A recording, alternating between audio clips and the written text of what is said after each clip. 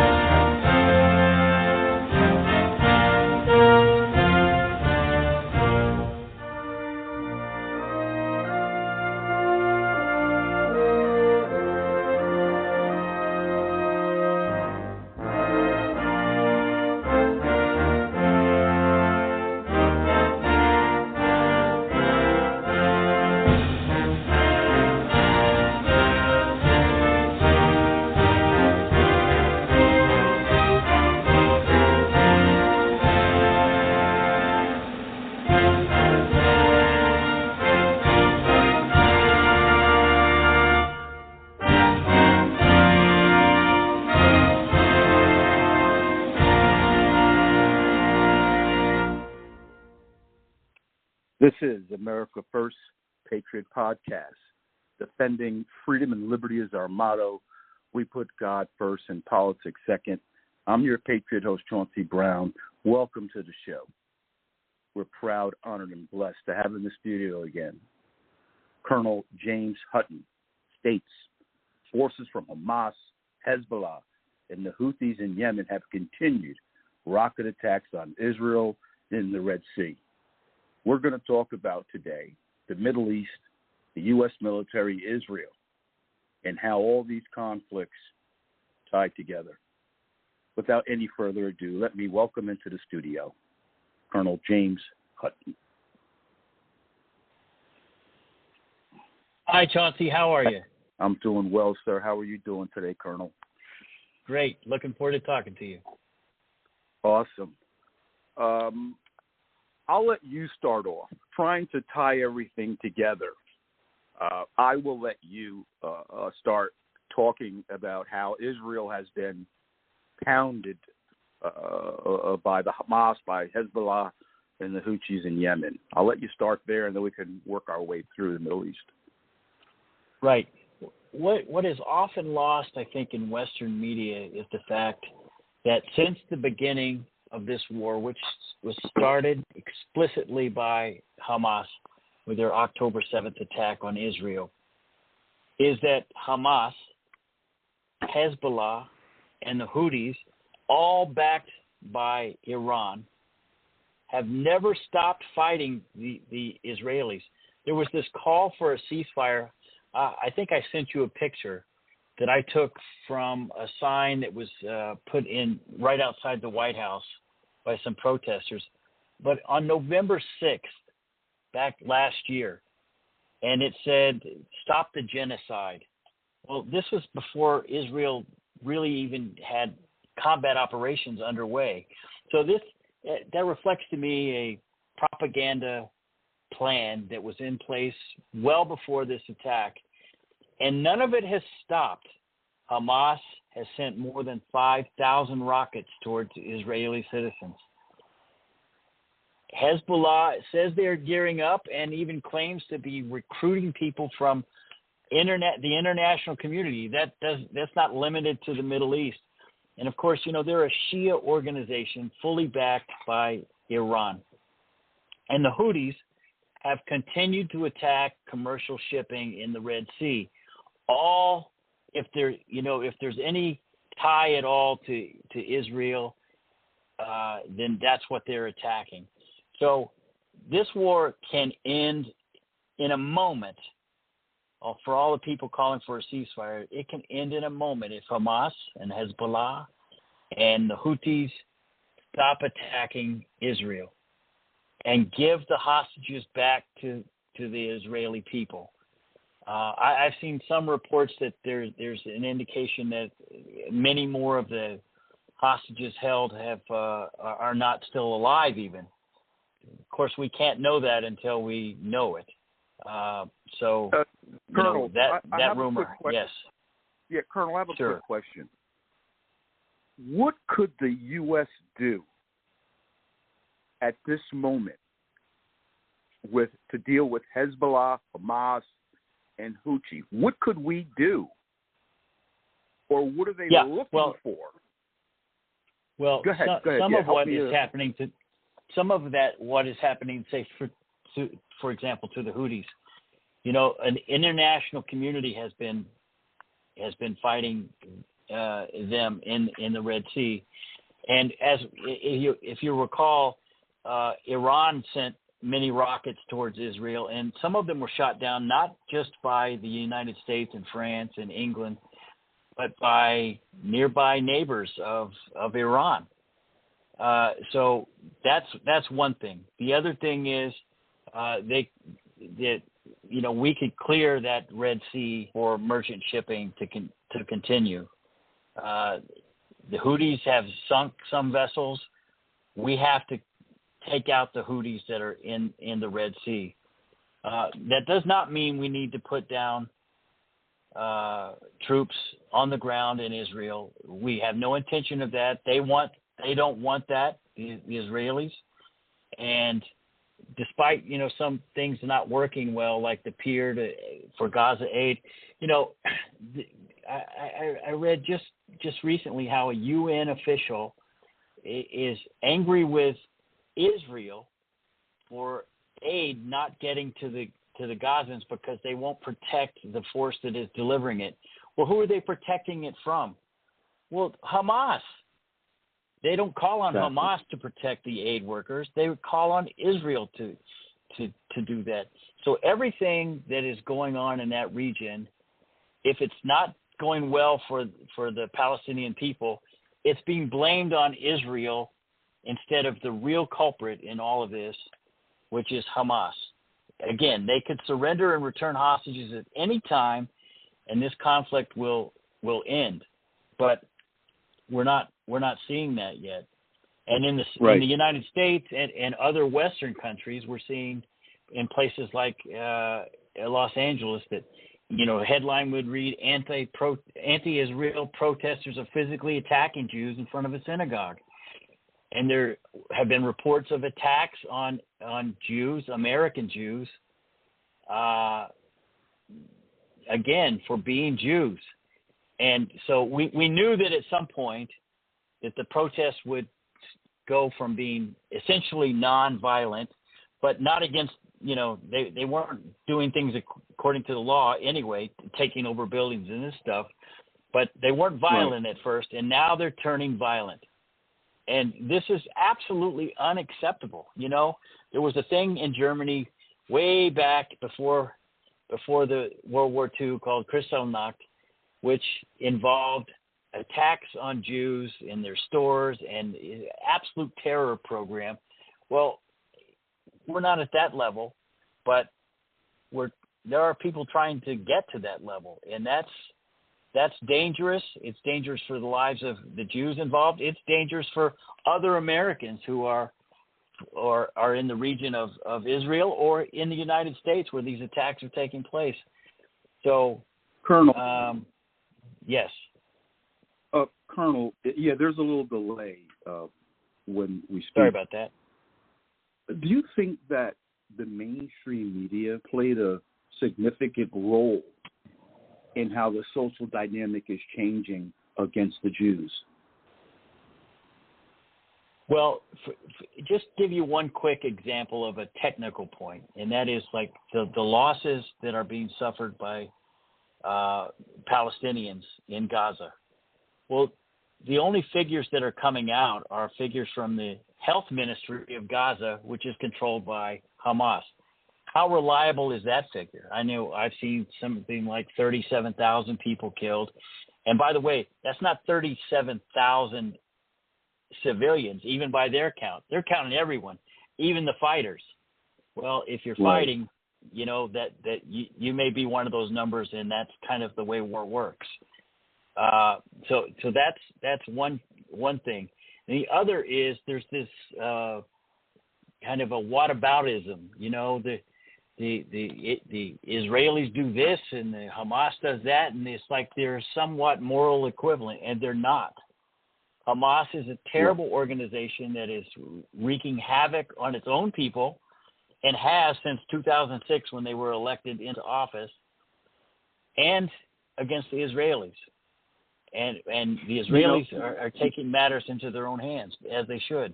You make a good point, which a lot of people don't realize, is that Hamas has 75 seats in the parliament. Most Palestinians, the citizens, don't agree with Hamas. And the Palestinian people are getting blamed for what Hamas does. The Hamas, like you said, is a terrorist organization, and they've co-opted the parliament of Gaza. Help me here. I got a brain fart. of Gaza. Yeah, right. Yeah. They've taken of Gaza. Right.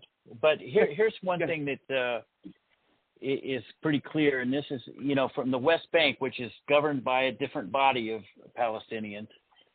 Right. If Hamas ran for office today, according to many reports, they would win, and they may even win in Gaza. So I'm not sure that I 100% guarantee that I agree that Hamas isn't somewhat popular in Gaza. Wow. They may not like their governing style there, but they're not against them so much that they should be destroyed. There's a general consensus of animosity to the Israelis, and has been for quite a while. For years. And then, of course, right. But as we move into the future part of this, the Houthis and Hezbollah, which is they're themselves a terrorist organization. They're based in Lebanon, but they're funded almost completely. They don't have rocket factories, and they don't have airplane factories, and they don't have anything that they have is supplied in effect by Iran. And I know that there's been an attack on Iran and then an attack back from Iran, and both sides were pretty careful not to overdo it so that there would be an outright war on Israel. But, it doesn't look like the Hamas fighters, Hezbollah fighters, the Houthis are ramping down in any way. They may change tactics, but they're still fighting, and they're still trying to kill Jews, and they're still trying to whip up international hatred of Israel and support for them. And so that hasn't changed. Colonel, let me ask you a question. I understand a little bit of the history of the Palestinians in Israel. Is Hamas? What does Hamas want? Do they want the land back? I mean, what are they asking for?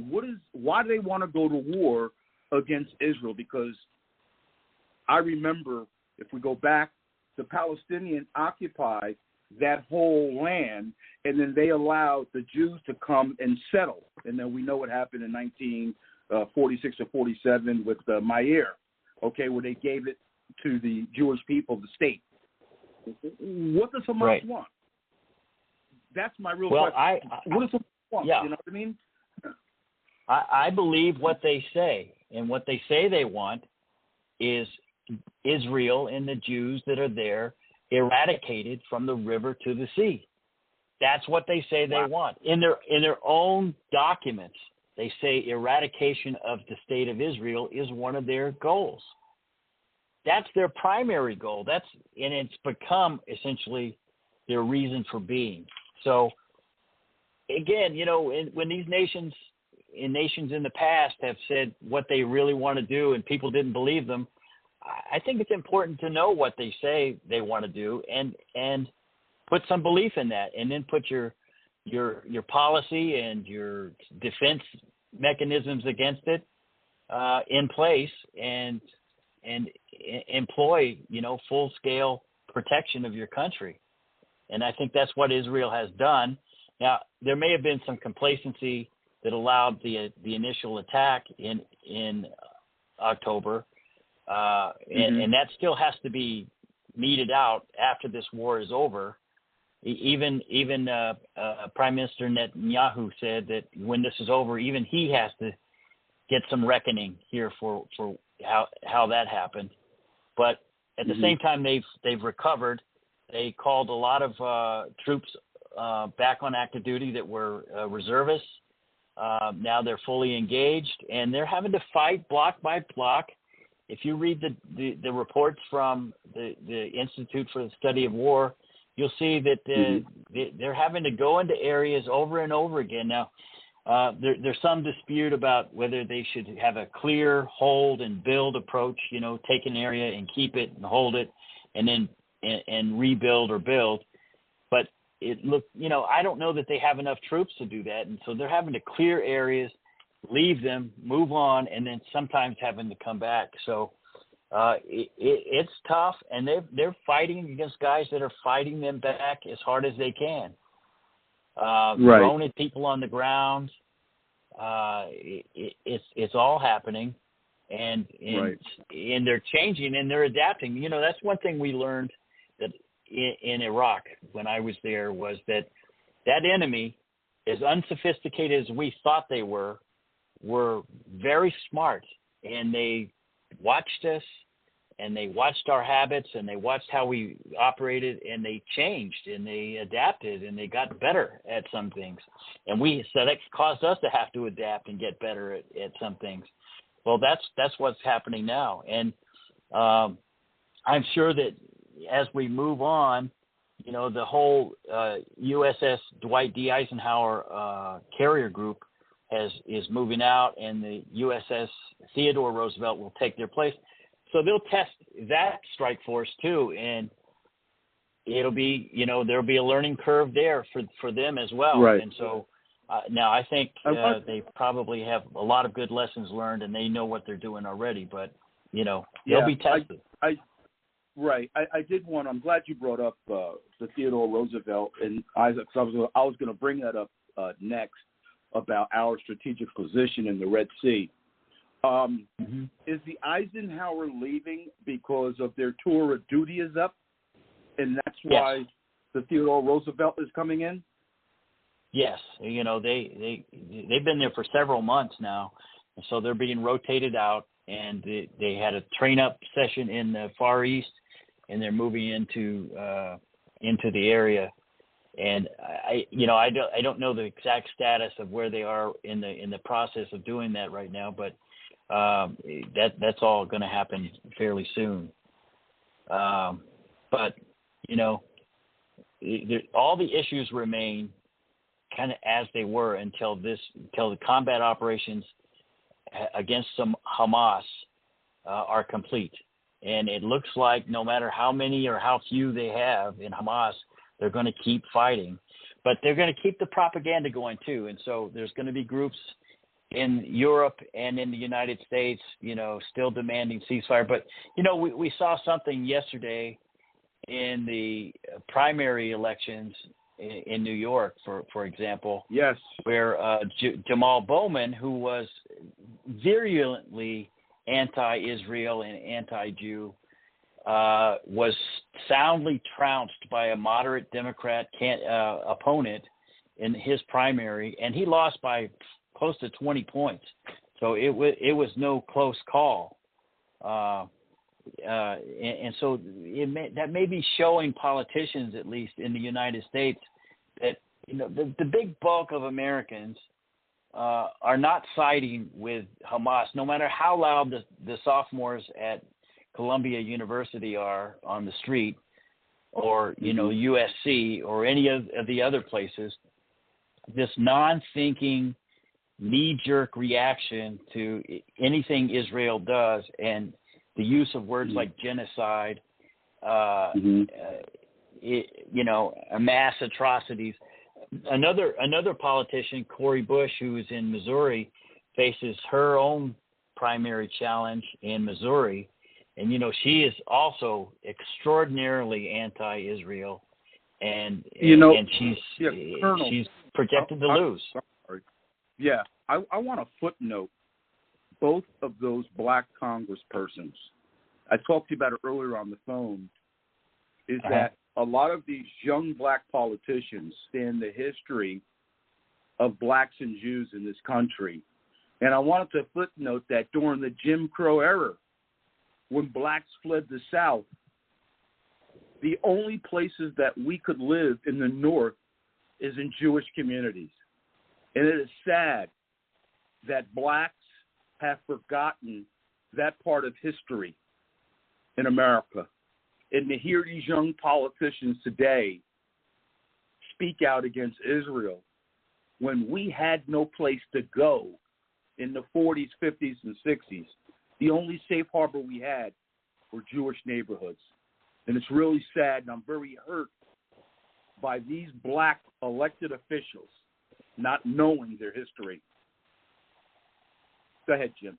Yeah, as an add-on to that, a lot of the civil rights protesters that were, non-black protesters in the South were Northern Jews, from the northern part of the U.S., and some of them gave their lives in pursuit of equal rights, and that's worthy of note, Yes, and you're right. It's important to know the history, but this thing that's getting swept up in a kind of a leftist mentality. It seems like it's being reinforced that you've got to be pro-Hamas instantly. It was amazing to me to see students at Columbia University. They were kind of the first ones that we kind of noticed were instantly had signage that was pro-Hamas, that they instantly knew the words genocide. They instantly knew the word ceasefire. Those are paid protesters. That's not organic, yeah. No, it's not. But a lot of students did join in with them in a lot of these places. And it's just like, oh, my goodness. Do a little thinking on your own and kind of check things out. And you may not come to the same conclusion, but we just have to hope that changes. But most of the American people, I think, are on the right side of this. They understand what is actually happening over there. They may just not be as loud about it on the streets, exactly. In support of Israel. I agree. I believe that most Americans are on the right side of supporting the Jewish people, In both parties, by the way. War. Right. I mean, the saddest part in this war is it's two governments, and the innocent civilians on both sides are getting killed. That's the sad part. That's right. That's the sad part. I mean, right from children. I'm sorry. Go ahead. Yeah. Even right from the beginning, the attack on Israel wasn't an attack on military installations or military soldiers, doing their duties. It was on civilians, purposely chosen civilians. They knew exactly who they wanted to attack. That's who they hold. They don't hold military people, POW. They hold civilians who were not combatants, and that makes it criminal. And they're talking about indicting Netanyahu in the International Criminal Court. It's ridiculous. Yes. Yeah. But none of the Hamas savages, because that's what they are. Exactly. They are savages. There's no other way. You can't sugarcoat that. That's why, right. I feel and have a lot of compassion for the Palestinian people as well as the Israeli people. But Hamas, to say that you support Hamas, an outspoken terrorist organization, beyond me. I don't even know how we allow it in this country. I don't understand how we can allow it in this country, especially when most of all the media outlets are owned by Jews. Yeah, well, there is kind of a history. There is some history of American Jews, especially voting against their self-interest. But that's an issue that they'll have to work through themselves. The Jewish communities throughout the United States are very strong, and they're very focused, and have a great love for this country and Israel. And exactly. and I think that a lot of them are going to change. I just saw a piece right before we came on, and there was a American Jewish woman lawyer who has never voted for a Republican, and she was talking to Steve Garvey, who is the Republican Senate candidate, and thanking him for standing strong with Israel. And she has decided to switch to Team Garvey. I'm sorry. And yeah, that's is that significant. The former baseball player? Yes, Is Steve Garvey, the former the Los former Angeles Dodger. Yes. Yep. Well, he's the the Republican Senate candidate against Adam Schiff, of all people, right? Adam Schiff. Shifty Schiff. Yes, Mr. Russia hoax himself. And so Mr. Pencil. California has a Trump chance to change their ways. They do. A big shot right now in the upcoming election. I think that, well, we look at the last election real quickly, not to talk about elections. Yeah, sure. You can't have all the down ballot candidates win and the president loses. That's all I'm going to say. Yeah. When he lost the election, normally whoever's at the top of the ticket, when they win, everybody follows wins. It's not normally the opposite. Yeah. I just wanted to footnote that. But this election is going to be very, very interesting. I'm aware of a lot of Jewish communities moving towards the right because of politicians' positions on Israel, and I think it's going to be very telling to see how they come out to vote in this election. We see, like you said, what happened to Bowman in New York. I think that's a telltale sign that that's the way they're moving across the country. Yeah.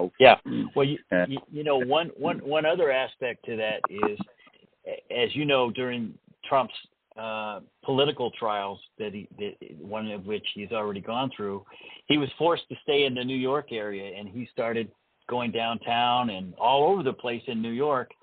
And the fact that he has picked up votes now, I'm not saying he's going to win New York, but he has certainly closed the gap from what it usually is.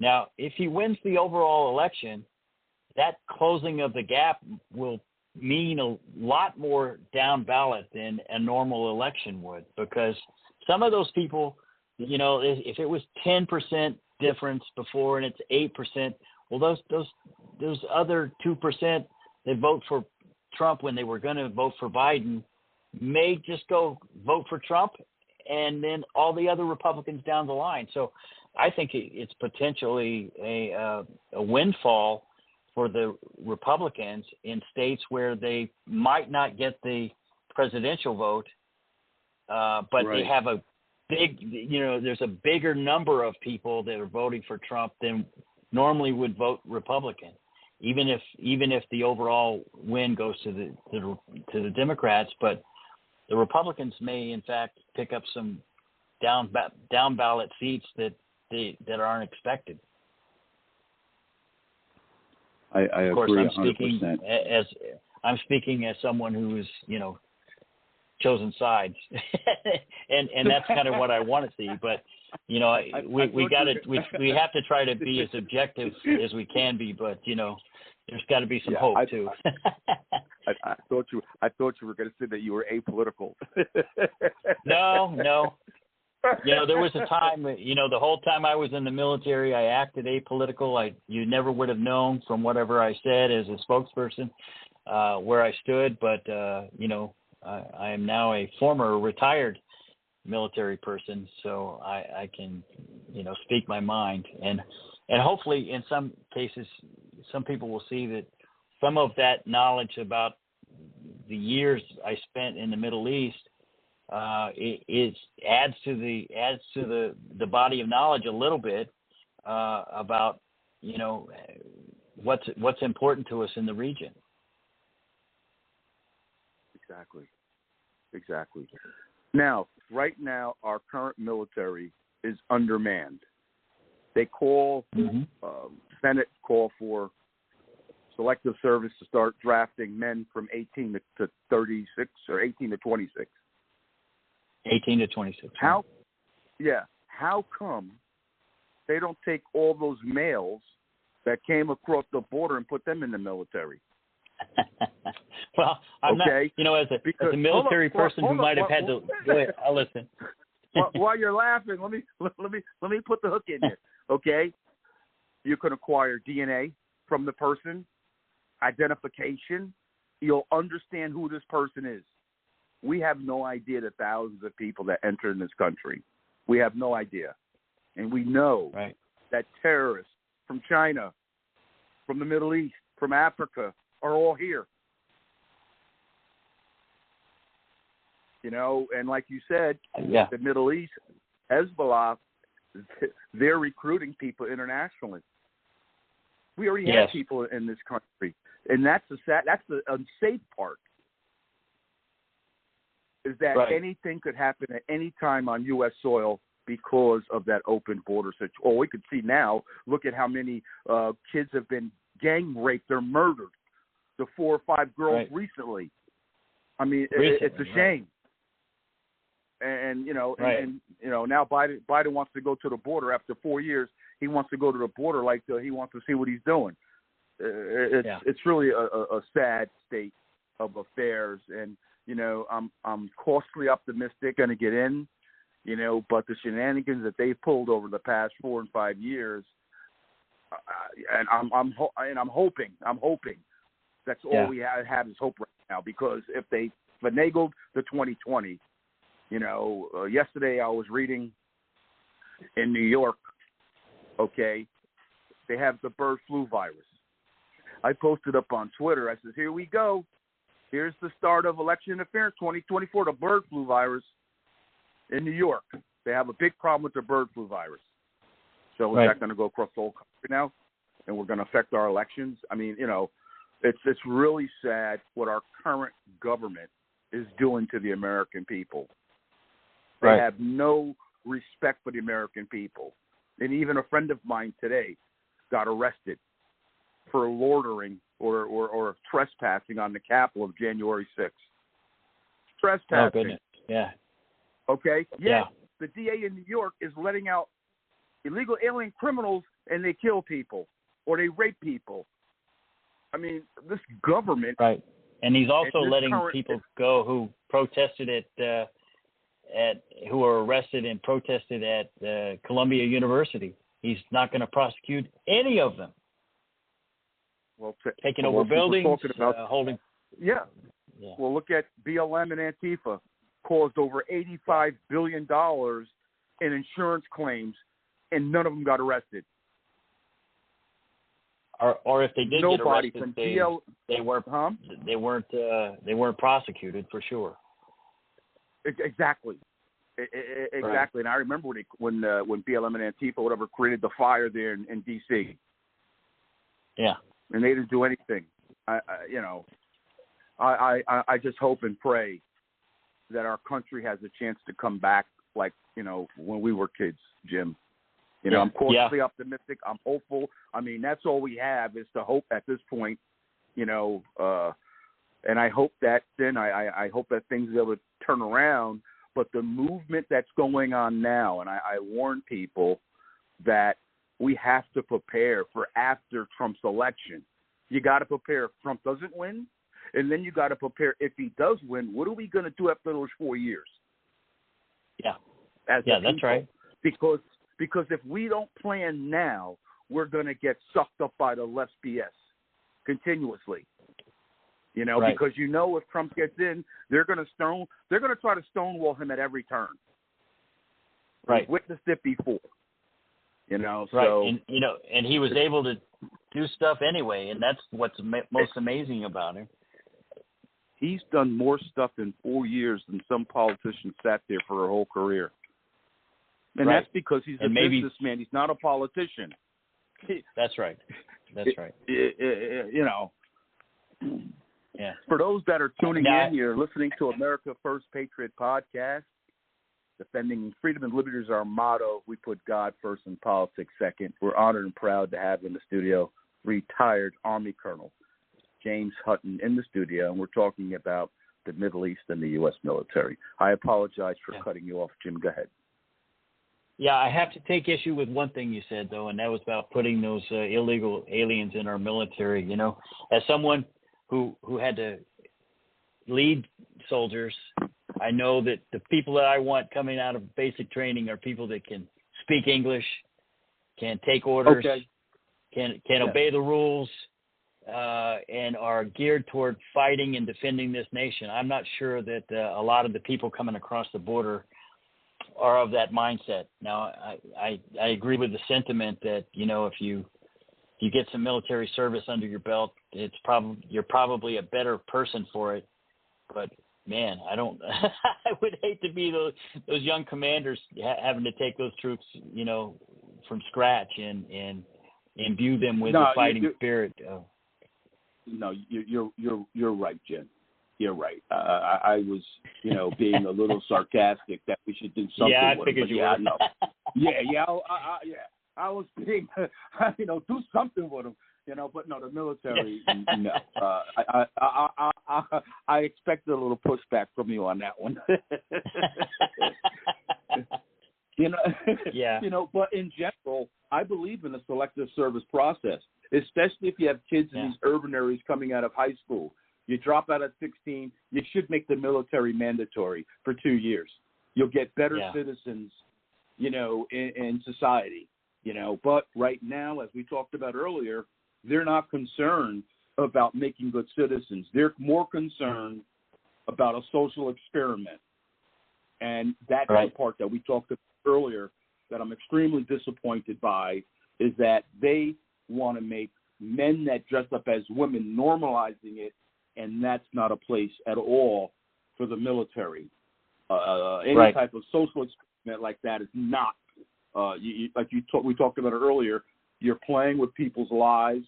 You're going to be fighting side by side, and that issue should not be an issue at all. You know, if they want to dress up as women, do it on your own time, but don't do it on my taxpayers' dollars. And that's really where I'm at with it. And, you know, I wish that most Americans would feel the same way. You know, my tax dollars are paying for these guys to get all of it. If you want to be a woman, then resign from the military and go live the rest of your life. But it should not be at the expense of the taxpayers, the drugs, the surgery. I mean, people, when are we going to wake up, everybody? Yeah. You know, when is enough enough? And what the American people should expect of their military is a force of people who are physically able, mentally alert, and dedicated to defending our way of life, defending the Constitution that they have to take an oath for. And doing that requires people that are willing to fight and die, and that's a big deal, and that's what is important. If I was ever approaching the military from a civilian leadership position, I would be saying, do you have everything you need to fight and win our wars? That's what your mission is. And I feel comfortable in saying that most of our generals and our senior non-commissioned officers are dedicated to that cause if they're allowed to be. And when they're diverted off on social programs and other things, then they're not doing what they thought they were signing up to do. And I feel for them right now. I feel for anyone who's a general officer or a senior non-commissioned officer who's not allowed to keep his troops ready to fight and win. I feel for them. And I'm very hopeful that president in there that is dedicated to that end for the military, and not use it for some other non-military purpose, you know? Yes, and don't give my listeners too much, because the next show we're doing is the takedown of our military. So you can give them a little taste, but don't give them too much, Jim. Right. They'll call back in or listen in.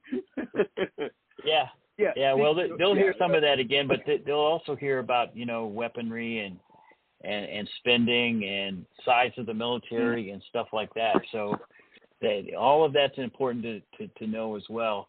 And it's really a thing of ensuring that the American public has information that they can use to help them decide who to vote for, who to put in office, what congressman to call when they have issues about the military, and to educate them a little bit on what, a very small percentage of our population has had military service.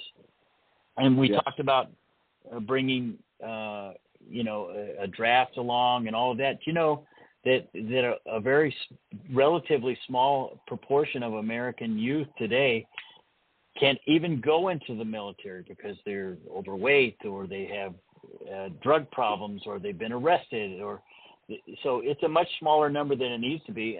In World War II, standards had to be readjusted a couple of times, but 16 million human beings served in uniform during World War II. We don't need a fraction of that to support our mission, but we can't just keep cutting that fraction over and over again, because I just remember living in Germany as a kid. My father was also a military officer, and in the 70s, the West German Army had an army of 500,000 soldiers.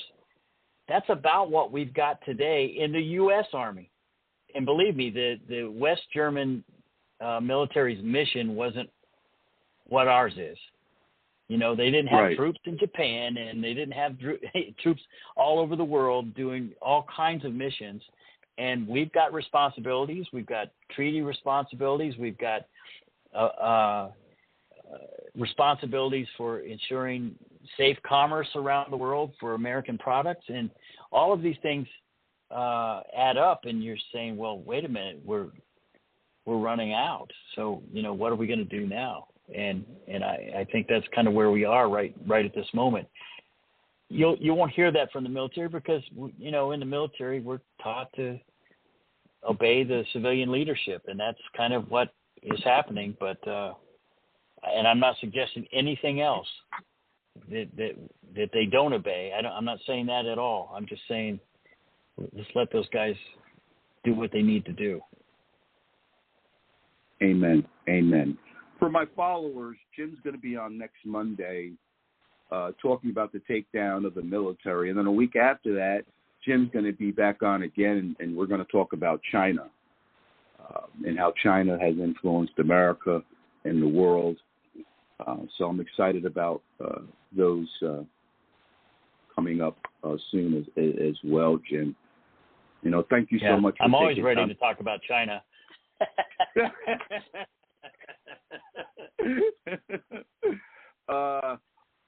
Is there anything that we want to cover briefly before we wrap up? I mean, we covered basically the Israel and U.S. military, some of the Middle East, and we're going to talk about it again with the takedown of the U.S. military. We're going to incorporate some of that again, I'm sure. Yeah. Well, one thing I would say as it relates to Israel is a shining light in the Middle East. And it's not just in their interest that we help them through this tough time. It's in our own interest that we do this. Israel is a great friend to the United States, has been since its inception, and we should support that country in its hour of need. And their existence is what's on the line, not just some flare-up. So that's where I'll leave it this week. Western civilization is on the line, and that is the pivotal point of what's going on in the Middle East. We must protect Israel as well as our allies in that region that threaten our way of life, because that's the bottom line. They're trying to threaten our way of life, and we have to stand up and push back. We can't accept that. Jim, thank you for taking time out of your schedule to come on the podcast. It's always a pleasure. It's always very informative, and I'm excited to have you on a couple of more podcasts. And if we can come up with some other issues or anything you want to talk about, you always have a place here, come and to share your expertise with us. It's an honor and a blessing for you to be here. And I'm very, very thankful now for your friendship as well, Jim. Yeah. Thank you very much, Chauncey. It's great talking to you. You too. Take care. For those that were tuning in, you're listening to America First Patriot Podcast.